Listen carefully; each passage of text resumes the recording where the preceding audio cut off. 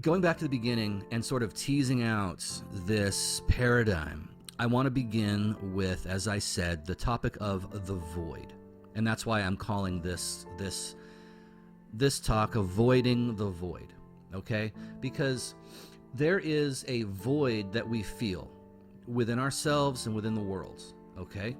And I don't think that is particularly controversial. I think all of us, if you're at all self-aware and if you've got your eyes open and you're conscious on any level, I think that everyone will admit that sometimes we just have this nagging sense that things are not quite right, that there's something missing, there's a lack, there seems to be even an ambiguity and even an antagonism that we feel within ourselves, within the world around us. You know, I think of a great illustration of this is the film The Matrix, right? Where Thomas Anderson, who goes by this hacker alias Neo, played by Keanu Reeves, is he's like this corporate drone. He works in some cubicle in some corporate office building under fluorescent lights, just doing his like meaningless data entry or whatever it is he's doing. And he's haunted.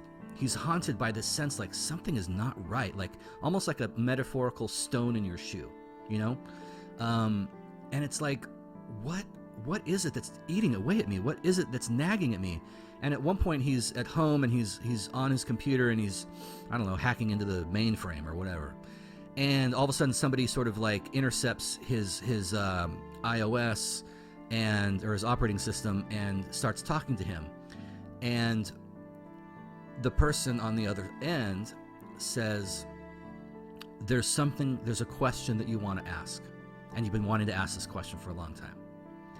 And so Neo writes, what is the Matrix? Because he doesn't really know what it is. He just knows that it's a thing, and it might have the answer to this haunting sense of alienation and of antagonism and of ambiguity that he has always felt within himself. And if you've seen the movie, you know what The Matrix is. I'm not going to do a whole film review. If you haven't seen it, you should go watch it. It's really great. The second two sucked, but the first one, really good. So there is this sense that we have of alienation, of a void, of a lack, of ambiguity, of a kind of unknowing that haunts us about the world around us. But this sense is often hijacked or stillborn. You know, sometimes it's sort of dead on arrival, this realization that there's something wrong with the world. And the reason for this hijacking, the reason that this nagging sense of alienation sometimes doesn't really get off the ground and doesn't do its work within us, is what's called the scapegoat mechanism. The scapegoat mechanism is, you may have heard it before. When I explain it, it's going to be very familiar. It's the impulse that we often have to take that inner sense of lack, that inner sense of dis-ease, and to project it upon someone else or some other community, right? And so we say things like, well, the problem is these immigrants, or, you know, in the context of like the 20th century, the problem is the Jewish community, right? That was the entire issue with the Third Reich, is that the Jewish community represents this impediment to this kind of golden age, or in the case of the Third Reich, this master race, this Übermensch that is right there waiting for us, that we could, like, it's just right within our grasp, this sense of completeness, this sense of wholeness, this sense of fulfillment. It's right there, but there's this community standing in the way. And we need to neutralize and in some cases exterminate this community in order to realize that sense of wholeness, completeness that we all desire. The MAGA movement is a good example of this. I don't want to get into politics at all in these talks, really, although Exile does very much applies to the political sphere as well as the theological one. However, just suffice it to say for now that this idea that we could make America great again, first of all, presupposes there was a time when America was great, which itself begs, or gives rise to rather, a lot of questions. But, this sense of like, these immigrants coming over our border, they're the ones keeping us from America being great. And so once we shore up that problem, then we can finally enjoy that utopic sense of wholeness and completeness that we want. Now, of course, I'm not saying that there's not, that border security is not an important thing. Of course it is. But the way it functions, the way the issue functions in our discourse, sociological, political, is such that it betrays this way of thinking that I'm trying to describe, right?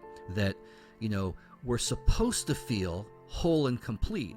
There's supposed to be a unity and a sense of knowing and certainty in us, and we can't have it because of these people, right? And so that is what's called the scapegoat mechanism, where we take the inner sense of void, lack, ambiguity, even antagonism that we feel inside of ourselves, and we can't deal with it, and so we project it out onto these people or those people or that guy or that girl, and then we say, you're the villain, and we need to get rid of you in order to, have that sense of wholeness and completeness. I'm reminded of, Wile E. Coyote and the Roadrunner, old cartoon. And there was this funny Family Guy sketch. I heard this illustration from Peter Rollins. I have seen the Family Guy episode in question, but I'm reminded of it from what Northern Irish philosopher theologian Peter Rollins used it to illustrate this very point, where he said there's a scene in the Family Guy where Wile E. Coyote finally catches the Roadrunner, right? Because his whole life has been consumed with catching this elusive thing, right? I'm going to eventually call it a sacred object in our next series of talks. This thing, this elusive thing that's right beyond our reach, right around the corner, right over the bend, right on the horizon. Well, that for the Wile E. Coyote is the Roadrunner, and there's a scene in the Family Guy where he finally catches the Roadrunner, eats him, and then it shows him sitting in his apartment just alone, like 20 years later, just fat, like addicted to drugs, just like he's got no purpose now. What do I do now? It reminds me of Forrest Gump. In Forrest Gump, when Forrest is trying to work out some personal issues, and so he just starts running, and he eventually just starts running across the United States, back and forth, and eventually he's got this whole following of like disciples who think like this guy's got the answers, this guy, because the news is covering him, he's this phenomenon, and he's got all these people following him. He's running completely oblivious, just trying to work out his own personal stuff. And he's got all these people following him who think he's the one, he's the guru, he's the one with the answers, right? He's going to give us that sacred object. He's going to give us that sense of wholeness and completeness. He's going to tell us how to neutralize the villainous other to gain that sense of wholeness and unity, and to neutralize the threat and help us avoid the void. And at a certain point, Forrest just figures it out, and it's just the process of running this sort of sacramental, personal, solution, eventually works, and it clicks, everything clicks, and he's done. And he stops mid-stride. He's like over in like Arizona or someplace, like, just middle of nowhere. And he stops running, and everyone behind him, they're like 20 feet behind him, but they all stop, and one of them's like, hey, shh, he's going to say something. He's going to say something. And, probably seen the film, Forrest turns around, he goes, I'm pretty tired. I think I'll go home now. And he just turns around and runs back to Alabama, right? And all the people who've been following him, hoping for answers, are like, now what are we supposed to do, right?